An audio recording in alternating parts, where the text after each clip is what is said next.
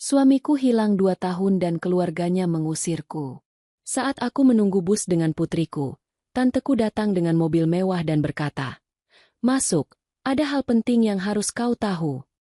Sebelum kita mulai ceritanya, bagi yang like, komen, dan subscribe ke channel ini, kami doakan semoga dilapangkan rezekinya, dilancarkan segala urusannya, dan agar kita bisa membuat kisah menarik lainnya.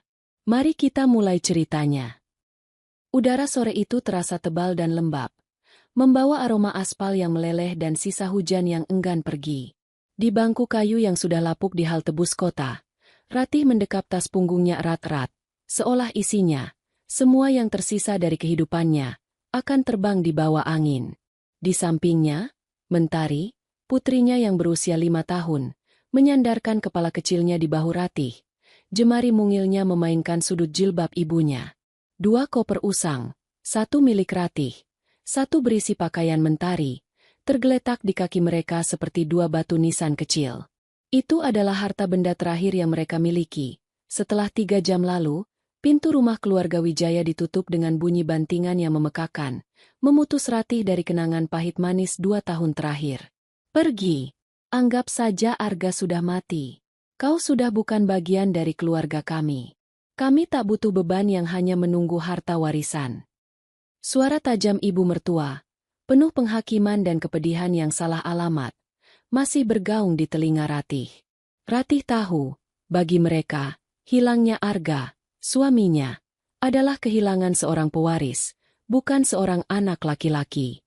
Bagi Ratih, hilangnya Arga adalah hilangnya separuh jiwanya, sebuah lubang menganga yang tak bisa ditambal oleh air mata ataupun doa. Mentari mengangkat wajahnya. Mata beningnya, yang persis seperti mata Arga, menatap Ratih.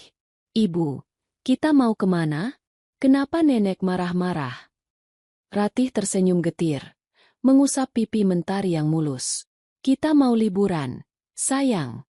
Ke tempat Tante Diah. Tempat yang tenang, jauh dari sini." Kebohongan yang manis, yang Ratih harap bisa menenangkan hati putrinya. Tempat Tante Diah adalah kampung halaman Ratih, jauh di kaki gunung, tempat ia dulu berpikir ia sudah lepas dari kemiskinan saat dinikahi Arga. Kini, kemiskinan itu menyambutnya kembali, berpelukan dengan rasa malu yang membakar. Ia menoleh ke arah jalan raya yang ramai. Bus kota melintas, menyemburkan asap pekat yang membuat Ratih terbatuk. Selama 2 tahun ini, setiap suara klakson, setiap dering telepon, setiap siluet pria dari kejauhan, selalu Ratih anggap sebagai Arga yang kembali. Arga yang tersenyum, Arga yang memeluknya, Arga yang menjelaskan mengapa ia harus pergi tanpa jejak. Namun, 2 tahun hanyalah rentang waktu yang cukup lama untuk membuat harapan berubah menjadi racun. Surat terakhir dari Arga, sepotong kertas lusuh yang datang 6 bulan lalu tanpa alamat pengirim, hanya berisi 3 baris. "Jaga Mentari. Jangan tunggu aku. Pergi dari sana." Ratih tidak mengerti. Pergi kemana? Mengapa? Apakah Arga, suaminya yang lembut dan penuh mimpi itu, terlibat dalam sesuatu yang gelap? Pertanyaan itu selalu menjadi duri di dalam batinnya. Ia memilih bertahan, berpegangan pada janji pernikahan suci, hingga akhirnya keluarga Arga yang memaksanya pergi. Sebuah bayangan panjang tiba-tiba jatuh di atas mereka, memutus sorot matahari senja yang hangat. Ratih mengangkat kepala, bersiap melihat bus tujuan terminal kota yang sudah ia tunggu sejak tadi. Namun, yang ia lihat adalah kilau metalik dari kap mobil sedan mewah berwarna hitam legam. Mobil itu berhenti tiba-tiba, menutupi seluruh pandangan mereka dari keramaian jalan. Jendela mobil di sisi penumpang turun perlahan, menyajikan pemandangan yang tak terduga. Seorang wanita berpakaian rapi, kacamata hitam yang menutupi separuh wajahnya, tetapi Ratih akan mengenali lekuk wajah itu di mana saja. "Ratih." Suara wanita itu berat dan otoritatif. "Masukkan barang-barangmu. Kita tidak akan ke terminal." Jantung Ratih berdesir. Itu adalah Tante Maya, kakak perempuan ibunya, satu-satunya kerabat yang memiliki jejak sukses dan, setahu Ratih, sudah lama memutuskan hubungan dengan keluarga mereka karena perbedaan gaya hidup. "Tante Maya." Ratih terkesiap. "Apa? Apa yang Tante lakukan di sini? Tante Maya melepas kacamata hitamnya. Tatapannya menusuk, tanpa kehangatan seorang kerabat yang lama tak berjumpa. Tetapi ada sorot mendesak yang membuat Ratih merinding. Jangan banyak tanya. Masuk sekarang juga. Ada hal penting yang harus kau tahu. Tentang suamimu. Kata, suamimu, itu bagai lonceng besi yang dipukul keras. Semua kebimbangan Ratih menguap. 2 tahun penantian. Rasa sakit pengusiran, dan janji kosong Arga, semua terakumulasi menjadi satu dorongan, kebenaran. Ia memandang Mentari, yang kini menatap mobil mewah itu dengan mata berbinar, lalu beralih ke Tante Maya. Aroma parfum mahal menyeruak dari mobil, beradu dengan bau debu dan keringat Ratih. Dunia lamanya, kemiskinan dan penantian sepi, berada di bangku kayu itu. Dunia baru, yang penuh misteri dan mungkin jawaban, menanti di dalam mobil hitam itu. Ratih mengambil napas dalam-dalam. Mentari, ambil tasmu. Sayang, kita ikut Tante Maya. Ia tak tahu kemana mobil itu akan membawanya, tetapi ia tahu, detik ia berdiri dan mengangkat koper, ia telah meninggalkan nasib seorang janda yang diusir, dan melangkah ke dalam takdir yang jauh lebih berbahaya. Apa yang diketahui Tante Maya tentang Arga? Dan mengapa ia baru muncul sekarang? Ratih merasakan sentakan kuat. Sebuah firasat buruk sekaligus harapan yang terlarang. Perjalanan ini baru saja dimulai. Pintu mobil sedan mewah itu tertutup dengan bunyi berdebam yang solid, memutuskan Ratih dari hiruk-pikuk kota. Aroma kulit asli yang dingin dan wangi sandalwood yang mahal langsung menyambutnya. Kontrasnya begitu tajam dengan bangku kayu rapuh yang baru saja ia tinggalkan. Mentari duduk diam di tengah. Mata besarnya terpaku pada layar navigasi yang bersinar redup. Di kursi kemudi, Tante Maya kembali memasang kacamata hitamnya, meskipun matahari senja mulai bersembunyi di balik gedung-gedung tinggi. Mobil itu melaju mulus, seolah tak peduli pada kemacetan yang merayap di sekitar mereka. Kau terlihat sangat kurus, Ratih, ujar Tante Maya tanpa menoleh. Suaranya terdengar datar, tetapi ada nada evaluasi di dalamnya. Ratih merasakan pipinya memanas, sadar akan kondisi pakaiannya yang lusuh dibandingkan dengan blazer elegan yang dikenakan tantenya. Kehidupan di sana tidak mudah, Tante. Apalagi setelah Arga hilang. Tentu saja tidak mudah, potong Tante Maya dingin. Keluarga Wijaya hanya menghargai kemapanan. Mereka mengusirmu, bukan karena Arga hilang, tapi karena kau tak lagi membawa keuntungan, tak lagi menjadi perhiasan yang pantas dipamerkan. Kata-kata itu tajam, namun Ratih tak bisa membantah. Ia selalu tahu posisinya, menantu dari latar belakang sederhana yang beruntung. Tante tahu banyak hal, desah Ratih, mencoba menahan air mata yang tiba-tiba mendesak. Tentang Arga, tentang kepergiannya. Kumohon, Tante, selama 2 tahun ini, aku hidup dalam kegelapan. Aku hanya butuh kejelasan. Tangan Tante Maya mencengkeram kemudi lebih erat. Buku-buku jarinya memutih. Kejelasan itu mahal, Ratih, dan berbahaya. Ratih mencondongkan tubuhnya.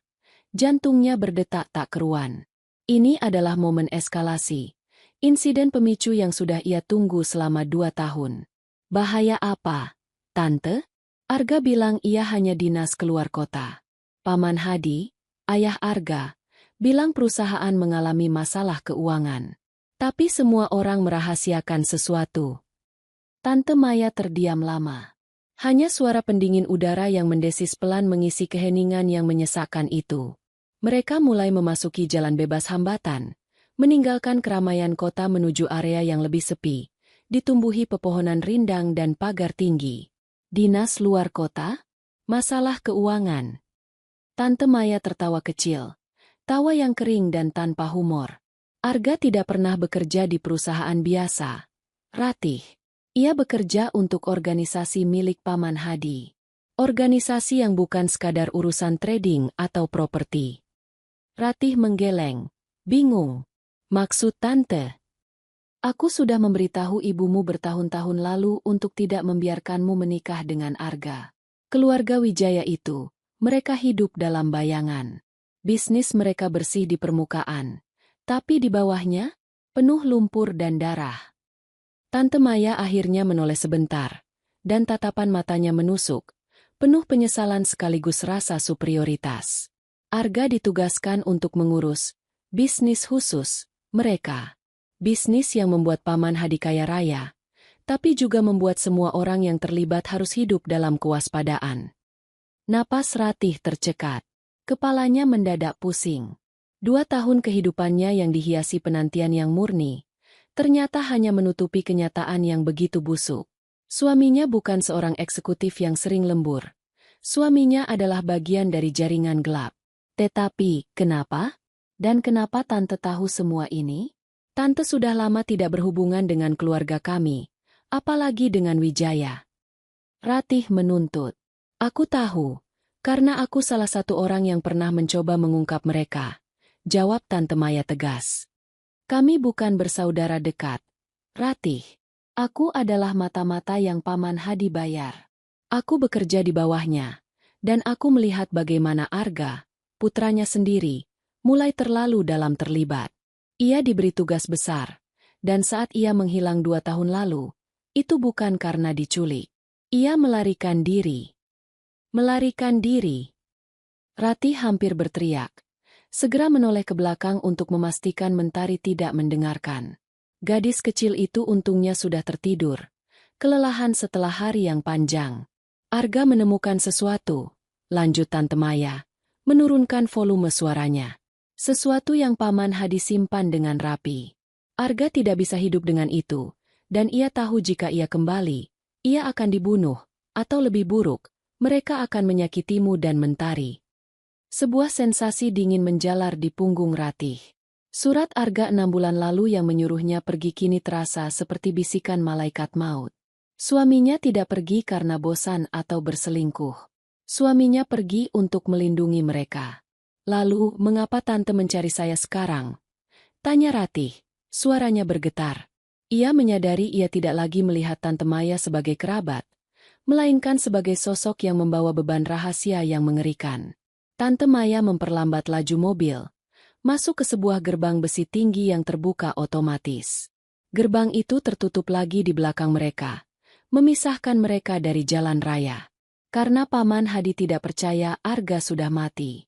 Ia yakin Arga masih hidup dan sedang bersembunyi. Dan yang paling penting, Tante Maya mematikan mesin, memutar tubuhnya menghadap Ratih. Wajahnya yang tegang dan terawat terlihat begitu asing. Arga meninggalkan kunci untukku. Kunci yang berisi semua bukti kejahatan Paman Hadi.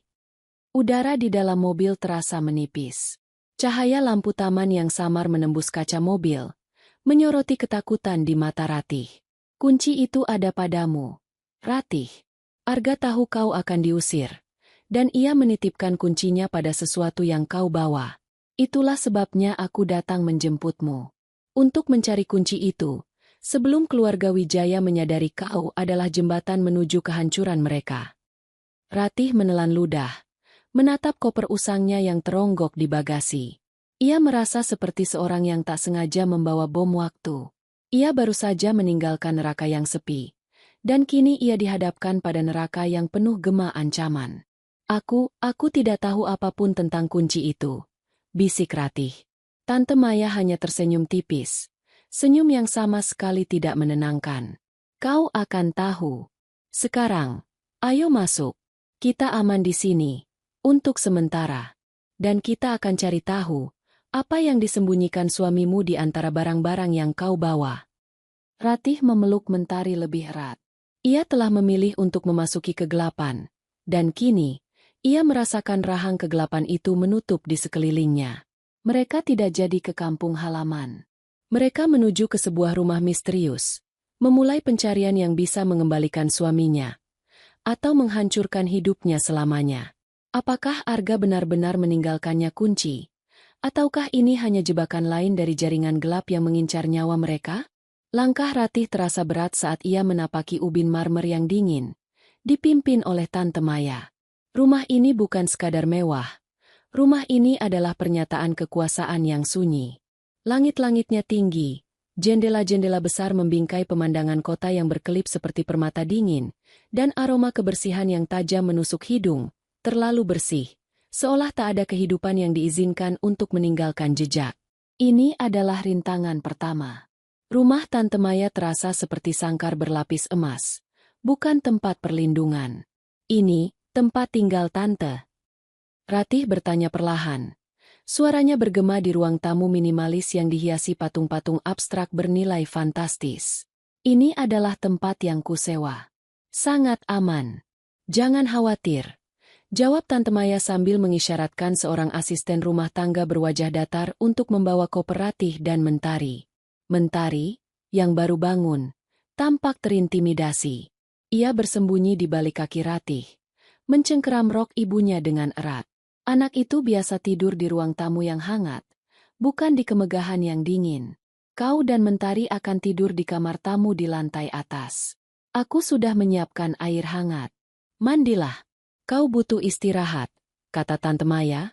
Kini terdengar lebih seperti seorang perawat yang memberikan instruksi ketimbang kerabat. Tapi, tentang kunci itu, Tante. Ratih mendesak, mengabaikan tawaran mandi.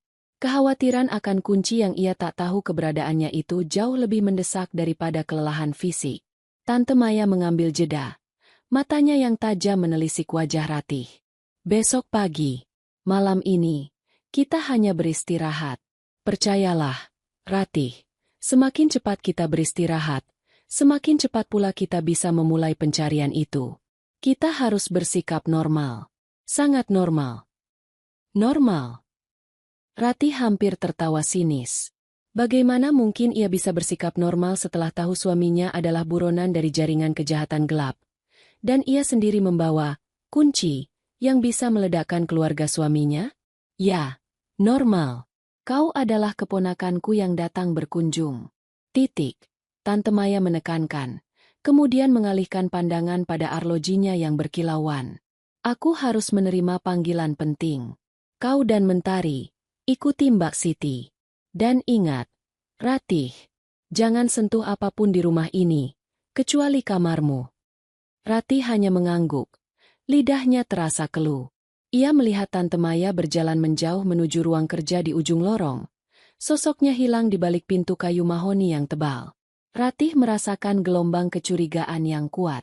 Tante Maya terlalu terkendali, terlalu misterius. Keinginannya untuk mencari kunci terasa kurang didasari kasih sayang, melainkan kepentingan yang besar. Mbak Siti, asisten rumah tangga itu, mengantar mereka ke sebuah kamar yang luasnya hampir sama dengan seluruh kontrakan yang dulu Ratih tempati. Ranjang king size tertata rapi. Sprei satin putihnya berkilau di bawah lampu temaram. Di atas meja nakas, ada boneka beruang baru dan sekotak pensil warna yang diletakkan khusus untuk Mentari. Mandi dan tidurlah, sayang, bisik Ratih kepada Mentari, mencoba menyuntikkan ketenangan yang ia sendiri tidak rasakan. Saat Mentari sibuk dengan kotak pensil warnanya di atas karpet tebal, Ratih berjalan ke arah koper-koper usangnya yang sudah diletakkan di sudut kamar. Koper-koper itu tampak kecil dan menyedihkan di tengah kemewahan ini. Ratih mulai membongkar isinya, memilah-milah baju Mentari yang sudah kekecilan dan beberapa helai baju miliknya yang sudah pudar warnanya. Kunci itu ada padamu, Ratih. Arga menitipkannya pada sesuatu yang kau bawa. Ratih meraba setiap lipatan baju, setiap saku jeans, bahkan alas sepatu Mentari. Nil, ia hanya menemukan kenangan, pakaian, dan selembar foto usang dirinya dan Arga saat bulan madu, di mana senyum Arga begitu lepas dan tulus. Arga, apa yang kau lakukan? Bisik Ratih pada foto itu. Ia lalu mengambil tas punggungnya, tas yang ia dekap erat di halte bus, yang berisi dokumen penting dan beberapa benda personal. Di dalamnya ada buku tabungan lama, kartu identitas, dan seikat kunci rumah Wijaya yang kini tak lagi ia miliki. Di antara semua itu, terselip sebuah dompet kulit coklat milik Arga yang sudah lama kosong. Ratih membukanya, meraba setiap lipatan di dalamnya, mencari saku tersembunyi. Kosong. Dompet itu hanya berisi satu kartu nama lama, kartu nama perusahaan tempat Arga dulu mengaku bekerja. Ratih membalik kartu nama itu. Tidak ada tulisan. Hanya cetakan logo perusahaan Wijaya yang elegan. Ia memicingkan mata, memaksakan diri mencari petunjuk. Di bawah pencahayaan lampu kamar yang fokus, Ratih melihat goresan samar di lapisan kertas kartu nama itu. Seolah ada tulisan yang pernah ditorehkan dengan pensil, lalu dihapus dengan kasar. Dengan hati-hati, Ratih mengambil pensil warna mentari yang paling gelap. Ia menggoreskan ujung pensil itu secara horizontal di atas kartu nama, menggunakan teknik yang ia ingat dari film-film detektif. Perlahan, di lapisan lilin kartu nama itu, sebuah rangkaian angka dan huruf muncul, samar-samar, tetapi jelas. 74D, B34K4NGP0ST. Ratih menahan napas. Ini bukan alamat biasa. Ini adalah sebuah kode. Sebuah koordinat. Atau mungkin nomor brankas. Jantungnya berdebar kencang. Ini adalah petunjuk pertama. Rintangan kecil yang ia atasi sendiri. Ibu, ini gambar apa?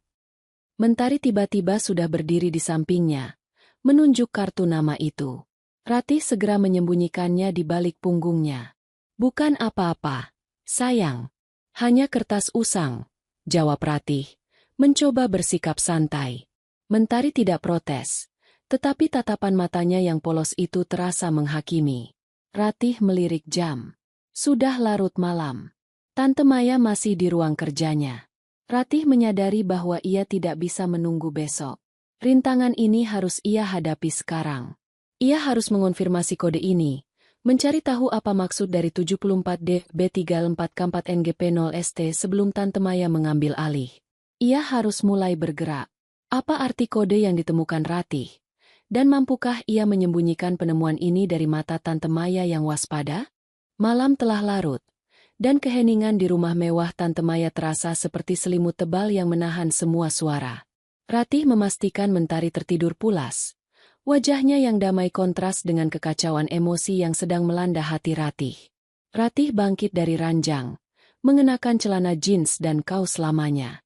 Ia bergerak perlahan. Langkah kakinya nyaris tak bersuara di atas karpet tebal. Tangannya menggenggam kartu nama dengan kode 74D B34K4NGP0ST yang ia lipat kecil dan sembunyikan di telapak tangannya. Ia harus pergi ke ruang kerja Tante Maya. Jika ada seseorang yang bisa mengartikan kode ini, atau setidaknya memiliki peralatan yang dibutuhkan, itu pasti tantenya. Namun, Ratih tahu, Tante Maya tidak akan mau berbagi informasi. Kepercayaan adalah komoditas langka di rumah ini.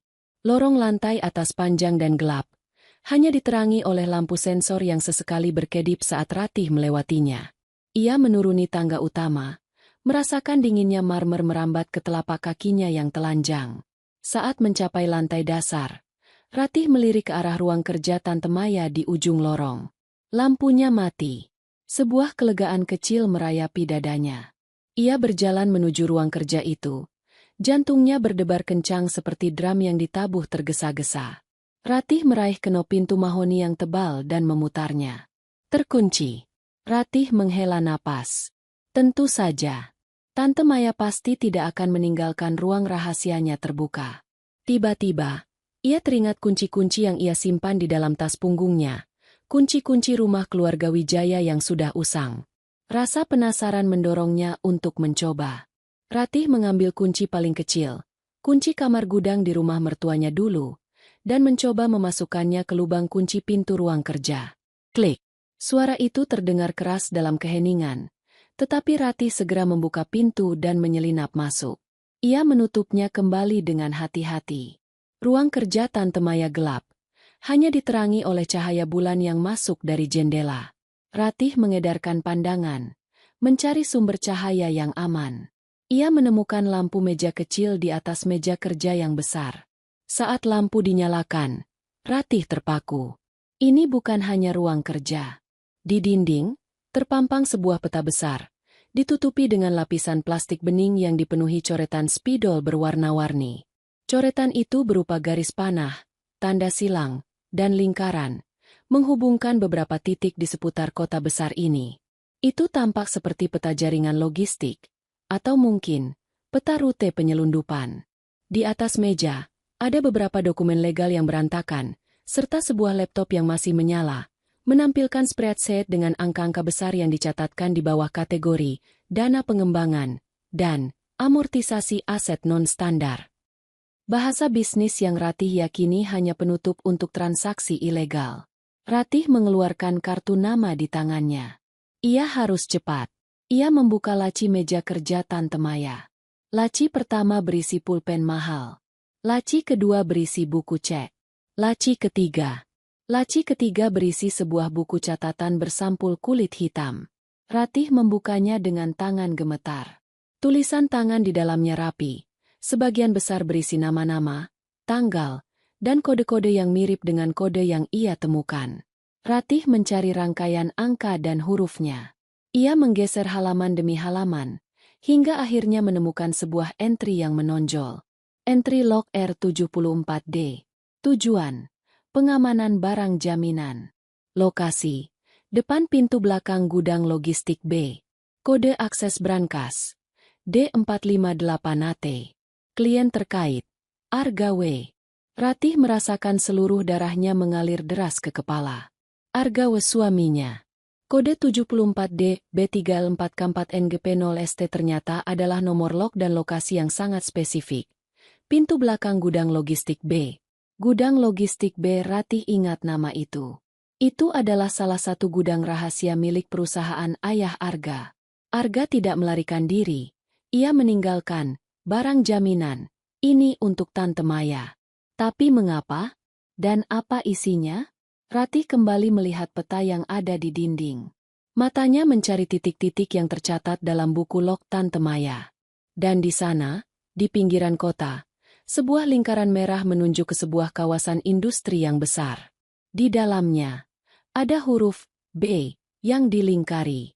Gudang logistik B. Tiba-tiba, Ratih mendengar suara mesin mobil dari luar. Jantungnya mencelos. Tante Maya. Ratih panik.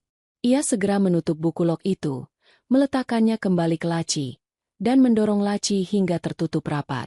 Ia mematikan lampu meja, dan ruang itu kembali diselimuti kegelapan. Ia merangkak ke balik sofa besar di sudut ruangan. Tubuhnya gemetar. Pintu depan rumah dibuka. Diikuti suara langkah kaki Tante Maya yang mantap dan suara sepatu hak tinggi yang beradu dengan marmer. Tante Maya tidak sendiri. Ada suara laki-laki. Berat dan dalam. Aku sudah bilang, semua aman. Doni. Gadis itu hanya ibu rumah tangga biasa. Dia tidak tahu apa-apa, ujar Tante Maya. Suaranya kini terdengar licin dan penuh percaya diri. Aku tidak suka risiko. Maya. Setelah Arga menghilang, kita harus memastikan. Jika kunci itu jatuh ke tangan yang salah, Tuan Wijaya akan menghancurkan kita berdua. Balas suara laki-laki bernama Doni itu terdengar mengancam. Mereka berhenti tepat di depan pintu ruang kerja.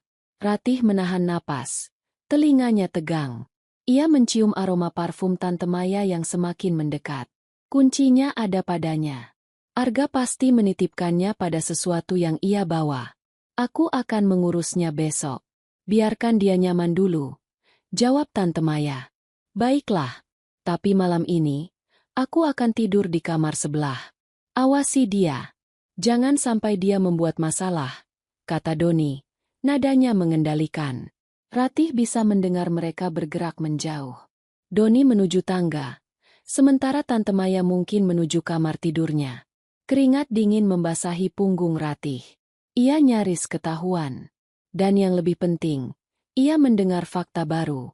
Kunci itu sangat penting bagi mereka. Tante Maya tidak bekerja sendiri. Dia bekerja di bawah ancaman seseorang, Doni, yang takut pada Tuan Wijaya, ayah Arga. Tante Maya akan mencari kunci itu besok pagi. Ratih tidak punya waktu lagi. Ia harus mencapai gudang logistik B sebelum Tante Maya dan Doni mulai bergerak. Keputusan telah diambil. Ini adalah aksi pertamanya. Ia harus mencapai lokasi itu sendirian, tanpa melibatkan Tante Maya, untuk mencari tahu apa yang sebenarnya ditinggalkan Arga untuknya. Sambil merangkak keluar dari persembunyiannya, Ratih mengamankan lipatan kartu nama dan kode di sakunya. Ia harus mencari cara meninggalkan rumah mewah ini tanpa terdeteksi. Mampukah Ratih keluar dari rumah yang diawasi ketat ini? Dan apa yang menantinya di gudang logistik B? Ratih berhasil keluar dari rumah Tante Maya pada pukul 4 pagi. Itu adalah pelarian yang menegangkan. Ia harus melewati dapur dan gudang belakang yang gelap, menyelinap melewati Mbak Siti yang tampak tidur sambil menjaga pintu servis, dan melompati pagar samping yang tingginya tidak seberapa, namun terasa setinggi gunung bagi wanita yang baru saja menjadi buronan tak resmi. Ia telah meninggalkan Mentari. Keputusan itu terasa seperti merobek paksa separuh hatinya. Namun, Ratih tahu, rumah Tante Maya adalah tempat raman untuk Mentari, untuk saat ini. Maya mungkin kejam dan bermuka dua, tetapi ia jelas menginginkan kunci itu, dan ia tidak akan menyakiti Mentari, seorang sandera bernilai tinggi. Ratih berjalan cepat. Langkah kakinya berderap pelan di jalanan kompleks perumahan yang sunyi. Ia tahu ia tidak bisa memesan taksi online. Itu akan meninggalkan jejak digital. Setelah berjalan hampir 1 kilometer, ia menemukan sebuah pangkalan ojek yang masih buka. Ke kawasan industri, Pak. Gudang logistik B. Kata Ratih kepada pengemudi ojek Parubaya yang tampak mengantuk, berusaha menyamarkan kegugupan dalam suaranya. Perjalanan terasa panjang dan dingin. Udara pagi yang lembab menyentuh wajah Ratih, membuatnya semakin sadar akan bahaya yang ia hadapi. Ia memegang erat lipatan kartu nama dan kode 74D B34K4 NGP 0 ST. Setibanya di gudang logistik B, matahari baru saja terbit, menampakkan sebaris gudang tua yang tampak identik dan kumuh. Gudang B terletak di paling ujung, gerbangnya berkarat dan tertutup. Tidak ada penjaga, hanya keheningan yang menyesakkan. Ratih melangkah ke belakang gudang.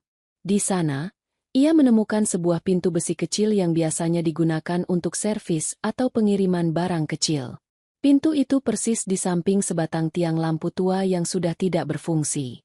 Ia ingat kode itu. B34K4 NGP 0 ST. Di samping pintu besi, terpasang sebuah kotak listrik kecil yang tampak tak terpakai. Ratih memeriksa. Kotak itu tidak dikunci. Dengan tangan gemetar, ia membukanya. Di dalamnya, tidak ada sekring listrik, melainkan sebuah brankas mini digital, seukuran kotak sepatu. Jantung Ratih berdebar. Ia sudah berada di sini. Arga memang telah meninggalkan sesuatu. Ia segera memasukkan kode yang ia temukan di buku log Tante Maya. D458AT. Lampu hijau menyala. Terdengar bunyi klik kecil yang memuaskan.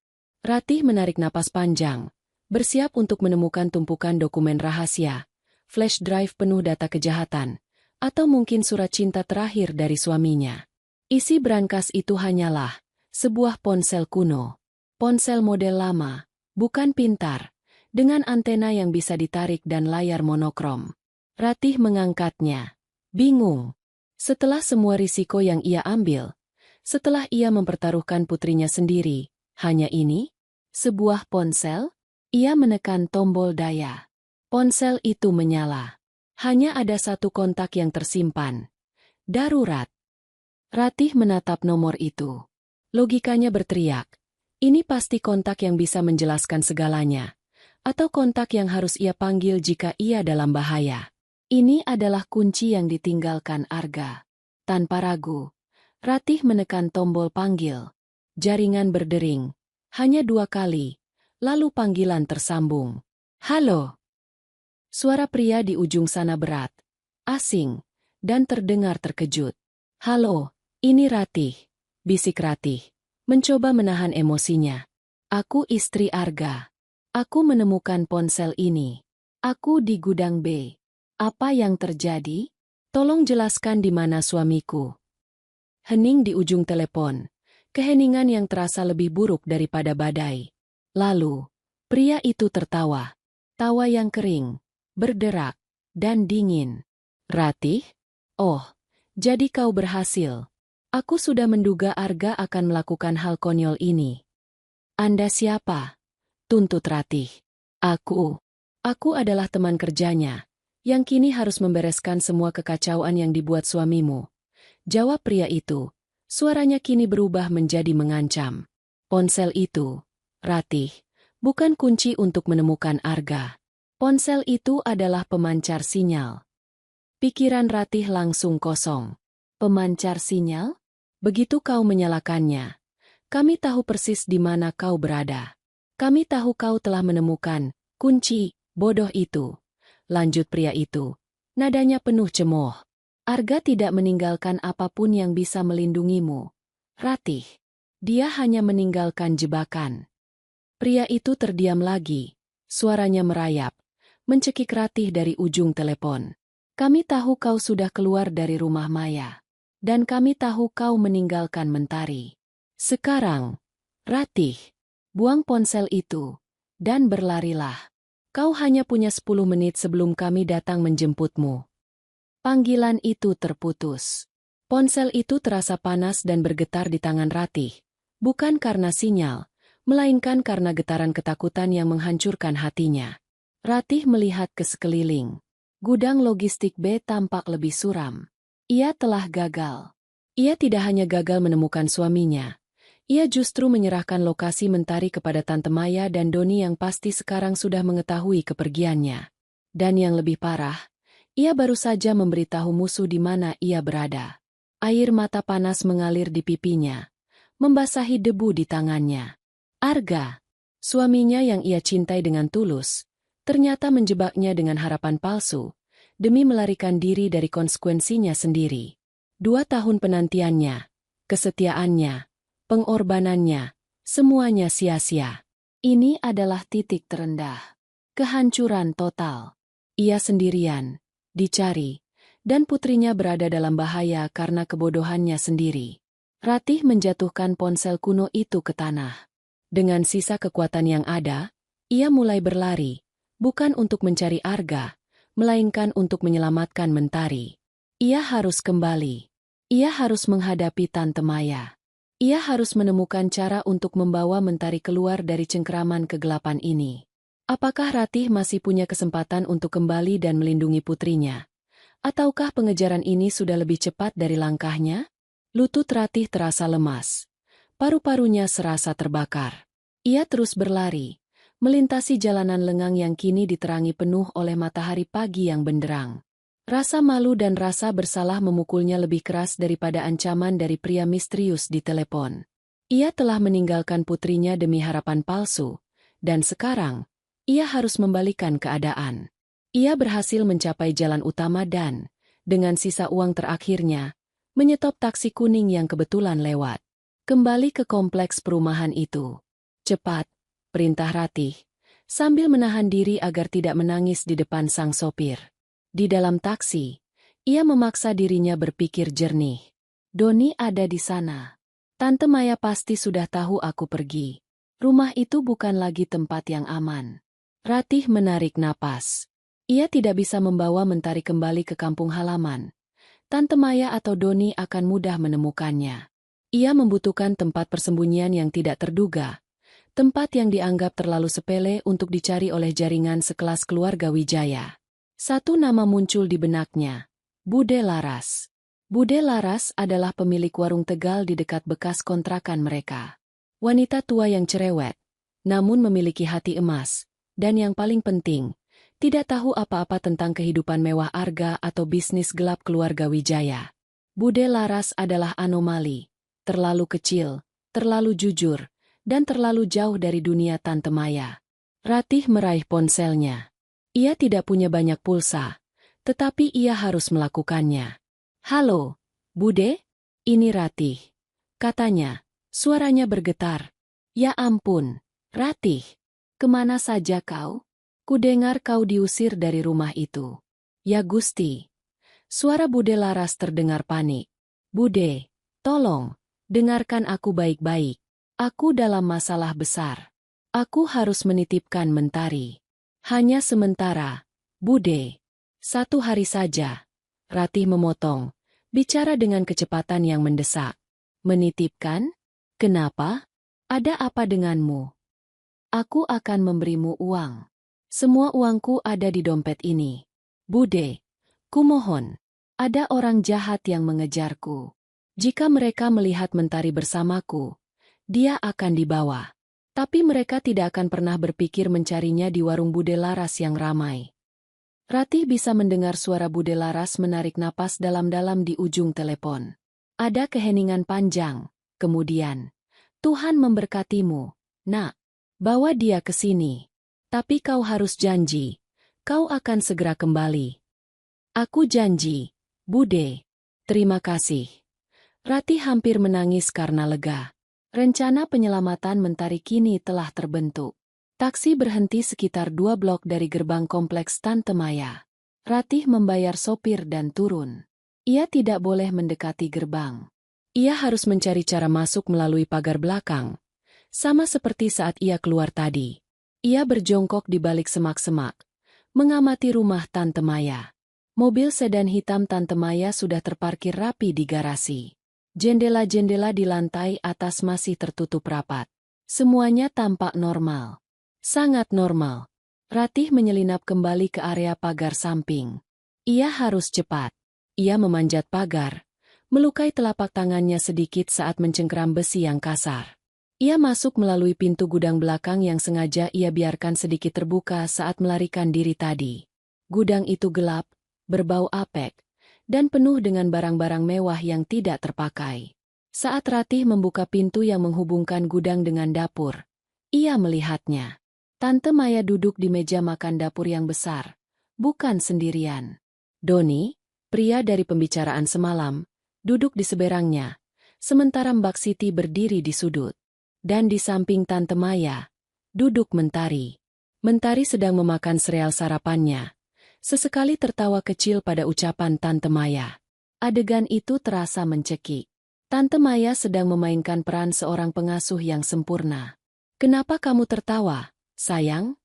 tanya Tante Maya dengan suara lembut yang dibuat-buat, membelai rambut Mentari. "Tante bilang, ibu sebentar lagi datang, nanti kita main boneka," jawab Mentari polos. Tante Maya tertawa kecil, melirik ke arah Doni. "Tentu saja ibumu akan datang, sayang. Ia akan kembali untuk boneka mainannya." Kalimat itu bukan ditujukan pada Mentari. Itu adalah isyarat. Ratih tahu ia harus menghentikan sandiwara ini.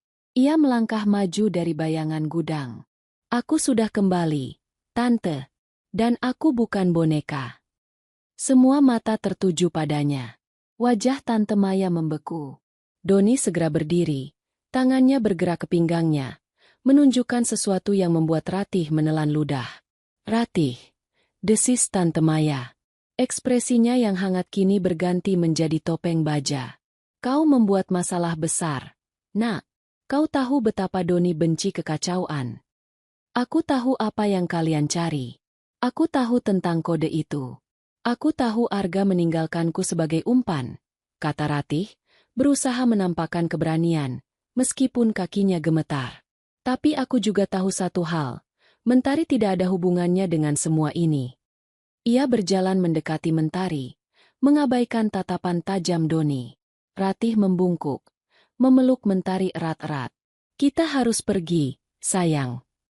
"Ah, tunggu dulu," potong Doni, melangkah maju. Pria itu tinggi dan berotot. Auranya gelap. "Kau tidak pergi kemana-mana, Ratih. Kau sudah menyalakan suar. Sekarang kami harus memadamkanmu." "Kenapa kalian masih mencari kunci itu? Bukankah ponsel itu sudah mengarahkan kalian ke aku?" tanya Ratih, mencoba mengulur waktu. Tante Maya tersenyum sinis. "Ponsel itu hanya untuk memancingmu keluar, Ratih. Kunci yang kami cari, yang Arga tinggalkan, adalah file yang tersembunyi. Dan kami yakin kau sudah melihat petunjuknya di kamar ini." Ia menunjuk ke tas punggung Ratih. "Aku tidak menemukan apa-apa," jawab Ratih. "Pencuri bodoh," teriak Doni, maju untuk mencengkeram lengan Ratih. Namun, sebelum Doni sempat menyentuhnya, Ratih bertindak. Ini adalah aksinya. Ia mengangkat Mentari, mencium pipinya singkat, dan berbisik di telinganya. "Lari, sayang. Lari ke jalan raya. Cari Bude Laras di warung Tegal. Jangan menoleh." Mentari, meskipun bingung, adalah anak yang penurut. Ia mengangguk. "Lepaskan dia," teriak Ratih, menendang kuat lutut Doni dengan sekuat tenaga. Saat Doni berteriak kesakitan dan membungkuk, Ratih mendorong Mentari menuju pintu. "Pergi! Sekarang!" Mentari lari secepat kilat. Ratih menghalangi jalan Doni dan Tante Maya. "Aku sudah mengirimnya ke tempat yang aman. Kalian tidak akan pernah menemukannya," kata Ratih. Napasnya tersengal. "Aku di sini. Sekarang, katakan di mana Arga." Wajah Tante Maya kini penuh amarah yang tulus. Ratih baru sadar, Tante Maya memang menginginkan Arga ditemukan, tetapi untuk alasan yang egois. "Kau telah melakukan kesalahan besar, Ratih."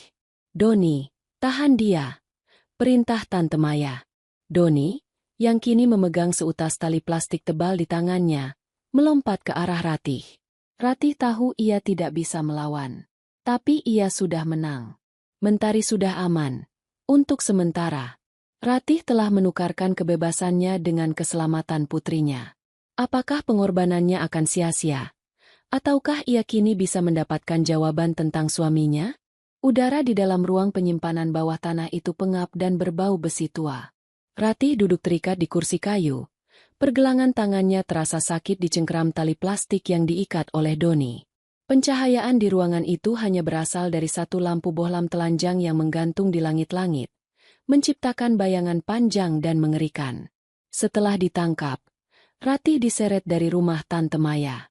Doni dan dua pria berbadan besar lainnya membawanya ke suatu tempat yang ia kenali dari peta yang ia lihat sekilas di ruang kerja Tante Maya, gudang logistik B.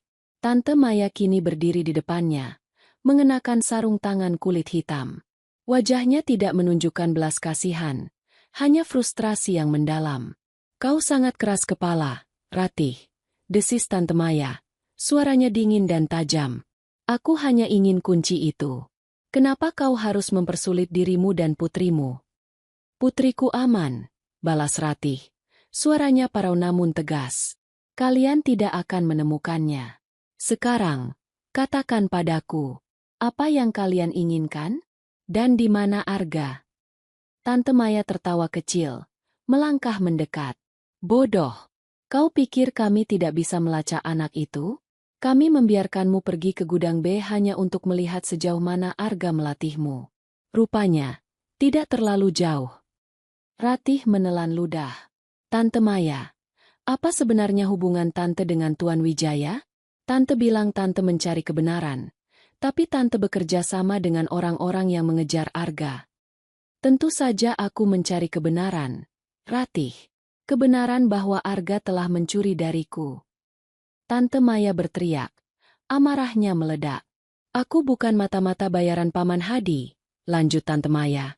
Suaranya kini melunak, syarat akan kepahitan. "Aku adalah mitra bisnis rahasia Arga. Kami bersama-sama merencanakan untuk menjatuhkan Paman Hadi, mengambil alih jaringan gelapnya, dan mendapatkan kekayaan tak terbatas. Tapi Arga mengkhianatiku. Dia mengambil semua datanya, data yang bisa menjatuhkan seluruh keluarga Wijaya, dan melarikan diri, meninggalkanku sebagai kambing hitam." Ratih tertegun. "Jadi, Arga bukan pahlawan yang melarikan diri karena moral. Ia adalah pengkhianat yang melarikan diri dari kesepakatan gelapnya sendiri. Dan data itu, kunci itu, kau menemukannya. Bukankah begitu, Ratih?" Tuntut Tante Maya, mendekatkan wajahnya. "Aku hanya menemukan ponsel, Tante. Dan itu ternyata jebakan," jawab Ratih. Doni, yang sejak tadi berdiri diam di sudut, maju. Dia berbohong. "Maya, Arga tidak sebodoh itu. Pasti ada petunjuk lain. Di mana dia akan menyembunyikan 74D? Sesuatu yang sangat dekat dengannya." Ratih teringat kembali pada hari pengusirannya. Ia ingat detik-detik terakhir saat ibu mertua menyuruhnya mengambil barang-barang. Ia hanya punya waktu sebentar. Ia mengambil koper, tas, dan dompet kulit Arga yang kosong. "Dompet Arga," bisik Ratih, bukan kepada mereka, tetapi kepada dirinya sendiri. Tante Maya menangkap bisikan itu. Matanya melebar. "Dompet. Kau masih membawa dompetnya? Di mana?" Ratih menggeleng. Sudah kubuang. Jangan berbohong, bentak Doni. Ia menarik Ratih hingga kursi itu berderit. Katakan di mana kuncinya. Saat Doni mencengkeram bahu Ratih dengan kasar, dari kegelapan di sudut ruangan, sebuah suara lemah dan serak memecah ketegangan. Jangan sentuh dia. Semua orang menoleh. Di balik tumpukan kotak kayu, ada sebuah pintu kecil yang terbuat dari logam. Pintu itu terbuka sedikit, dan dari balik celah itu, muncul wajah seorang pria. Kumal, berjanggut tipis, dan matanya cekung karena kelelahan. Tetapi Ratih akan mengenali lekuk wajah itu selamanya. Arga. Air mata Ratih tumpah ruah. 2 tahun penantian, 2 tahun kekosongan, terbayar lunas. Tapi Arga bukan kembali sebagai pahlawan. Ia tampak seperti tawanan. Tante Maya tersenyum puas. Ah, Arga. Akhirnya kau keluar dari lubang tikusmu. Kami tahu kau bersembunyi di sini, di gudang terlarang ayahmu sendiri. Maya, kau tidak perlu menyakiti Ratih. Dia tidak tahu apa-apa, kata Arga, berjalan tertatih-tatih keluar dari ruangan kecil itu. Kaki kanannya pincang, dan ia memegang sebuah flash drive kecil di tangannya. Aku tidak menyakitinya. Kau yang menyakitinya, Arga, dengan menjadikannya umpan bodoh. Di mana data kita? Tuntut Tante Maya, mengulurkan tangannya. Ini, kata Arga, mengangkat flash drive itu. Ini semua yang kau inginkan. Bukti kejahatan ayahku, daftar klien, dan semua uang kita. Aku tidak melarikan diri darimu, Maya. Aku melarikan diri dari ayahku. Dia tahu kita bersekongkol, dan dia mengirim pembunuh untuk kita berdua. Ratih menatap Arga, suaminya, pria yang ia cintai. Ia bukan korban. Ia adalah kriminal yang terluka dan putus asa. Tiba-tiba, Arga melirik Ratih, dan di matanya, ada pesan yang Ratih pahami. Maafkan aku. Arga melempar flash drive itu ke sudut yang berlawanan dengan Ratih, memanfaatkan momen kebingungan Tante Maya dan Doni yang berebut mengejar flash drive itu. Lari, Ratih, lari, teriak Arga, meski suaranya lemah. Arga kemudian menerjang Tante Maya, mendorongnya ke tumpukan besi tua. Doni, setelah mengambil flash drive itu, menembakkan pandangannya ke Arga. Dor! Suara tembakan itu memekakan telinga. Ratih berteriak. Arga roboh. Tepat di depan matanya. Saat kepanikan melanda Tante Maya dan Doni yang melihat darah menggenang, Ratih, dengan adrenalin yang melonjak tinggi, menarik tali plastik di tangannya ke tepi kursi kayu yang tajam, berulang kali, hingga tali itu terputus. Ia bebas. Ratih tidak melihat ke belakang. Ia berlari ke pintu keluar gudang, menuju cahaya pagi yang samar di kejauhan. Arga telah memberikan pengorbanan terakhir, bukan untuk cinta, tetapi untuk penebusan dosanya. Ratih tahu, ia tidak bisa membiarkan pengorbanan ini sia-sia. Ia sudah mendapatkan kebenarannya. Sekarang, ia harus menuntut pertanggungjawaban. Ratih berhasil lolos dari klimaks dengan luka batin yang tak terperikan. Dengan kematian Arga, apa yang akan menjadi langkahnya selanjutnya untuk memastikan masa depan Mentari? Ratih tidak berhenti berlari hingga ia mencapai jalan raya dan menumpang truk logistik yang melaju ke arah kota. Pakaiannya kotor, bau anyir darah terasa samar di hidungnya, dan air mata telah mengering, meninggalkan bekas asin di pipinya. Namun, kali ini, ia tidak membawa rasa sakit karena penantian. Ia membawa luka yang jauh lebih dalam, luka karena kebenaran. Arga, suaminya yang ia cintai dengan kesetiaan buta, adalah seorang penjahat, pengkhianat, dan akhirnya, korban dari ambisinya sendiri. Kematian Arga, meski tragis, telah memberinya kebebasan. Kebebasan dari ikatan janji palsu, dan kebebasan untuk bertindak.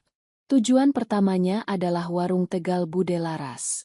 Saat Ratih masuk, suara lonceng pintu berderik pelan, menghentikan obrolan pagi Bude Laras dengan beberapa pelanggan. Ratih melihat Mentari, duduk di meja sudut, dengan tenang mewarnai buku gambar. Ibu, seru Mentari, berlari menghampiri Ratih. Ratih memeluk putrinya erat-erat, Membiarkan aroma sereal dan minyak jelantah warung Tegal itu memberinya rasa aman yang nyata. Pelukan ini adalah satu-satunya kebenaran yang ia butuhkan. Bude Laras, melihat kondisi Ratih yang kacau, segera menariknya ke belakang warung. Ya Tuhan, Ratih, apa yang terjadi? Wajahmu pucat sekali. Ratih menggeleng, tidak mampu menceritakan kengerian di gudang. Bude, terima kasih. Mentari aman bersamamu. Aku harus pergi, tapi aku harus melakukan satu hal terakhir. Ia mengeluarkan sisa uang yang ia miliki dan memberikannya pada Bude Laras. Aku akan segera mengirim kabar. Jaga Mentari sebentar lagi. Ini janji. Aku akan segera kembali untuknya, dan kita akan memulai kehidupan baru. Keputusan Ratih sudah bulat. Ia tidak akan lari. Ia akan menghadapi keluarga Wijaya. Ia menggunakan sisa uang dan ponsel umum untuk menghubungi kantor polisi, bukan sebagai istri korban, melainkan sebagai saksi. Ia memberikan alamat gudang logistik B. Ia menyebutkan nama Tante Maya dan Doni, dan ia menceritakan tentang flash drive yang berisi bukti kejahatan yang disembunyikan Arga. Ia tidak menyebut nama Arga, hanya seorang rekan bisnis yang tertembak. Ia tahu polisi akan menemukan jejak Arga tanpa bantuannya. Ratih menyelesaikan panggilan itu, merasa bebannya sedikit terangkat. Ia telah menjatuhkan bidak terakhir di papan catur permainan suaminya. Setelah itu, ia pergi ke rumah keluarga Wijaya. Gerbang besi yang dulu membantingnya kini terbuka. Rumah megah itu tampak sunyi. Ratih berjalan lurus ke ruang keluarga, tempat di mana 3 hari lalu ia diusir dengan makian. Di sana, ia menemukan Paman Hadi, ayah Arga, duduk sendirian, memegang secangkir kopi. Wajahnya yang biasa angkuh tampak lelah dan rapuh. Kau berani kembali ke sini, Ratih? Desis Paman Hadi, matanya menyala. Setelah kau meninggalkan kami untuk bergabung dengan Maya si pengkhianat? Di mana cucuku? Di mana flash drive itu? Ratih berdiri tegak di hadapannya. Ia tidak lagi ketakutan. Ketakutan terbesarnya sudah ia hadapi di gudang yang gelap. Saya tidak datang untuk membawa cucu Anda, Tuan Wijaya. Saya datang untuk memberitahu Anda, semua sudah berakhir. Kata Ratih, suaranya tenang dan tegas. Arga sudah mati. Ia mati karena bisnis kotor Anda. Tante Maya, Doni, dan bukti yang ditinggalkan Arga, semuanya sudah menjadi urusan pihak berwajib. Wajah Paman Hadi memucat. Ia menjatuhkan cangkir kopinya, dan cairan hitam itu menyebar di karpet mewah. Maya, Doni, apa yang kau lakukan? Kau menghancurkan keluarga ini, teriak Paman Hadi. Keluarga ini sudah lama hancur, Tuan Wijaya. Anda hanya hidup di atas reruntuhan. Saya hanya membereskan puing-puingnya. Saya bukan lagi menantu Anda. Saya hanyalah saksi yang ingin hidupnya, dan hidup putrinya, terbebas dari bayangan gelap Anda. Paman Hadi roboh di kursinya. Air mata penyesalan dan kemarahan membanjiri wajahnya yang tua. Ia tidak menangisi Arga. Ia menangisi kekayaannya yang kini berada di ujung tanduk. Ratih membalikkan badannya. Ia tidak butuh permintaan maaf. Ia tidak butuh uang. Beberapa hari kemudian, berita itu meledak di media massa. Jaringan bisnis ilegal milik keluarga Wijaya terungkap, beberapa aset dibekukan, dan nama Tante Maya serta Doni muncul sebagai tersangka utama. Paman Hadi ditahan untuk penyelidikan lebih lanjut. Ratih menjual satu-satunya peninggalan sah dari Arga, cincin pernikahannya, untuk mendapatkan modal awal. Ia tidak ingin menggunakan uang yang berasal dari kekayaan gelap Wijaya. Dengan uang itu, ia kembali ke Bude Laras. Kita akan pergi dari kota ini, Bude. Tapi aku janji, aku akan selalu mengirimimu kabar, kata Ratih, memeluk wanita tua itu. Ratih membawa Mentari ke sebuah kota kecil di pesisir. Kota yang jauh dari kilauan marmer dan bayangan kelam. Tempat udara berbau garam dan ikan segar. Ia menyewa rumah kecil dengan jendela menghadap laut. Di sana, Ratih menemukan pekerjaan kecil-kecilan di sebuah toko roti. Ia bekerja keras. Malam hari, ia akan memeluk Mentari, menceritakan kisah-kisah indah, dan tidak pernah lagi menyebut nama Arga. Ratih tahu, ia tidak akan pernah benar-benar pulih dari trauma itu. Ia akan selalu menjadi janda dari seorang pria yang ia cintai tetapi tidak pernah ia kenali. Namun, ia telah mendapatkan kebebasan. Suatu pagi, Ratih berdiri di tepi pantai, menyaksikan mentari tertawa riang mengejar ombak. Ratih tersenyum, senyum yang tulus, bukan senyum kepura-puraan yang ia paksakan selama 2 tahun terakhir. Dunia telah berubah. Ia bukan lagi Ratih yang menunggu. Ia adalah Ratih yang bertahan. Ratih yang jujur. Inilah normal barunya. Penuh cahaya, meski diliputi bekas luka yang tak tersembuhkan. Tamat.